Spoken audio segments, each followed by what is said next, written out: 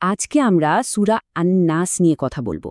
কোরআনের একদম শেষের এই সূরাটা আকারে ছোট হলেও এর ভেতরের বার্তাটা কিন্তু অনেক গভীর। আমরা একটু ভেঙে বোঝার চেষ্টা করব। এই যে কুমন্ত্রণা বা ওয়াসওয়াসা, এই জিনিসটা আসলে কি আর কিভাবে এর থেকে বাঁচার জন্য এক চূড়ান্ত সুরক্ষার কথা বলা হয়েছে এই সূরাতে। তো চলুন এক নজরে দেখে নিই আজকে আমাদের আলোচনার রোডম্যাপটা। প্রথমে আমরা দেখব কিভাবে আল্লাহর ৩টি বিশেষ গুণের মাধ্যমে আশ্রয় চাইতে বলা হয়েছে। এরপর জানব এই কুমন্ত্রণাদাতার আসল পরিচয়টা কি। তারপর আমরা দেখব কিভাবে একটা ছোট কুমন্ত্রণা ধীরে ধীরে বড় একটা পাপে পরিণত হয় আর এর উৎসই বা কোথায়। আর সবশেষে আমরা চূড়ান্ত সুরক্ষার পথটা খুঁজে বের করার চেষ্টা করব। তো আমাদের আলোচনার প্রথম ধাপে আসা যাক। একটা প্রশ্ন কিন্তু মনে আসতেই পারে, তাই না?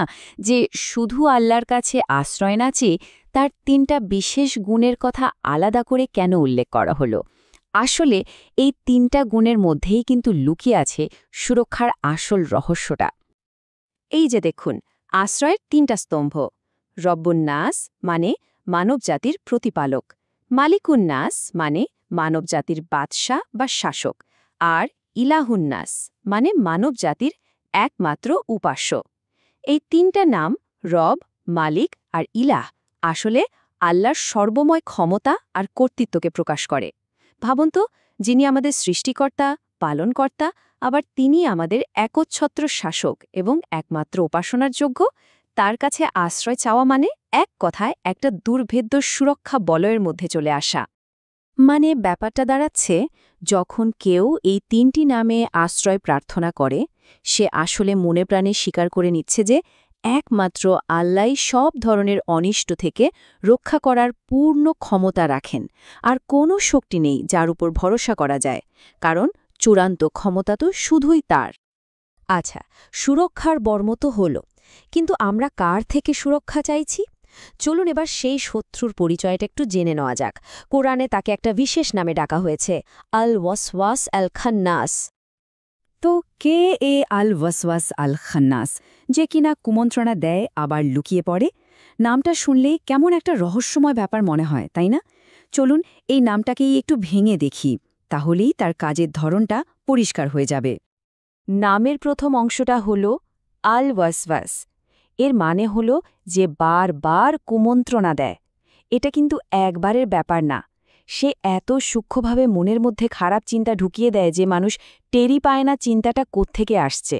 ব্যাপারটা অনেকটা ধরুন মৃদু ভূমিকম্পের মতো, যা ধীরে ধীরে একটা বড় বিল্ডিংকেও দুর্বল করে ফেলে। এই ওয়াসওয়াসাও ঠিক সেভাবেই আমাদের মনের প্রতিরোধ ক্ষমতাকে ভাঙার চেষ্টা করে। আর নামের দ্বিতীয় অংশটা হল আল খান্নাস।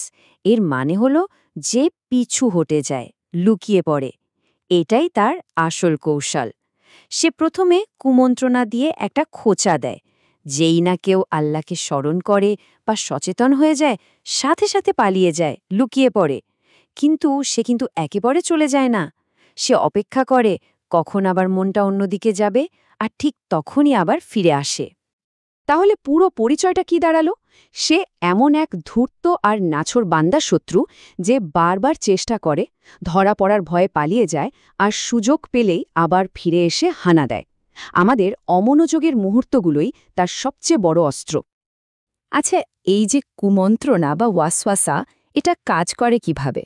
মানে একটা ছোট্ট খারাপ চিন্তা কিভাবে একটা বড়সড় পাপে পরিণত হয়? চলুন এর পেছনের প্রক্রিয়াটা একটু ধাপে ধাপে বোঝার চেষ্টা করি। এটাকে বলা যেতে পারে প্ররোচনার সিঁড়ি। দেখুন, প্রথম ধাপে কি হয়? মনে একটা ক্ষণস্থায়ী খারাপ চিন্তা আসে। এরপর সেই চিন্তাটা যদি মনে পুষে রাখা হয়, তবে সেটা একটা ইচ্ছেতে পরিণত হয়।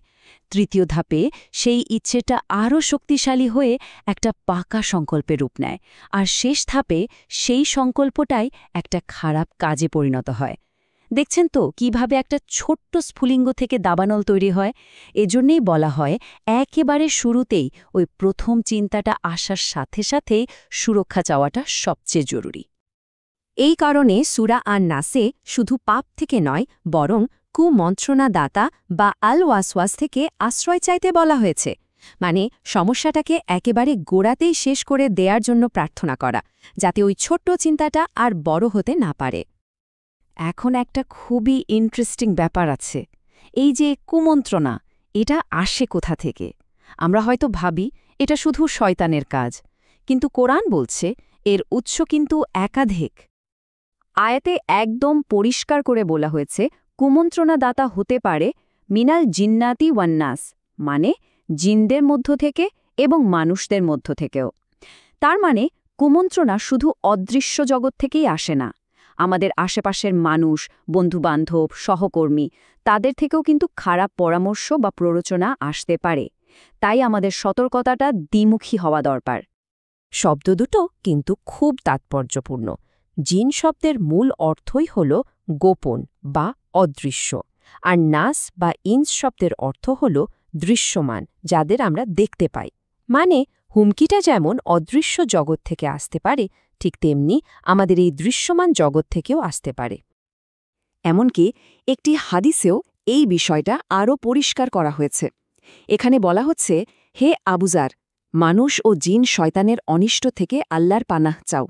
তার মানে শয়তানি শক্তি শুধু জিনদের মধ্যেই সীমাবদ্ধ নয়, মানুষের মধ্যেও এর অস্তিত্ব রয়েছে। তো এতক্ষণ আমরা শত্রু আর তার আক্রমণের ধরন নিয়ে কথা বললাম। এখন প্রশ্ন হল, চূড়ান্ত সুরক্ষাটা তাহলে কিভাবে আসবে? আমরা আলোচনার শুরুতে যে ৩টা গুণের কথা বলেছিলাম, সেই ঐশ্বরিক বর্মটা এই বহুমুখী হুমকির বিরুদ্ধে কিভাবে কাজ করে? ব্যাপারটা খুব সহজ। আল্লাহ হলেন রব্বুন্নাস ও মালিকুন্নাস, অর্থাৎ তিনি শুধু মানুষেরই নন, জিনদেরও প্রতিপালক এবং শাসক। যেহেতু দৃশ্যমান এবং অদৃশ্য উভয় জগতের ওপরই তার একচ্ছত্র নিয়ন্ত্রণ, তাই তার সুরক্ষাটাও সম্পূর্ণ। জিন শয়তান হোক বা মানুষ শয়তান, কেউই তার ক্ষমতার বাইরে নয়। তবে আসল বর্মটা কিন্তু সতর্কতা, মানে কুমন্ত্রণাটা শুরু হওয়ার সাথে সাথেই সেটাকে চিনে ফেলা এবং সঙ্গে সঙ্গে আল্লাহর কাছে আশ্রয় চাওয়া। যারা আল্লাহকে সবসময় স্মরণ রাখে, তাদের মনটা অনেকটা পরিষ্কার আয়নার মতো হয়ে যায়। কুমন্ত্রণার ময়লা লাগার সাথে সাথেই তারা সেটা ধরে ফেলতে পারে এবং আল্লাহর স্মরণের মাধ্যমে নিজেদের সুরক্ষিত রাখতে পারে। তাহলে আমাদের আলোচনার একেবারে শেষে এসে মূল প্রশ্নটা দাঁড়ায়, সুরক্ষা চাওয়ার জন্য সবচেয়ে কার্যকর পর্যায় কোনটা? আর উত্তরটা হল একদম শুরুতে। অনিষ্টের সূচনাতেই সুরক্ষা। চূড়ান্ত কৌশল হল শত্রুকে প্রথম পদক্ষেপেই থামিয়ে দেওয়া, একটা ছোট স্ফুলিঙ্গকে দাবানল হওয়ার সুযোগই না দেওয়া। আর এটাই হল সক্রিয় আধ্যাত্মিক প্রতিরক্ষার আসল শক্তি।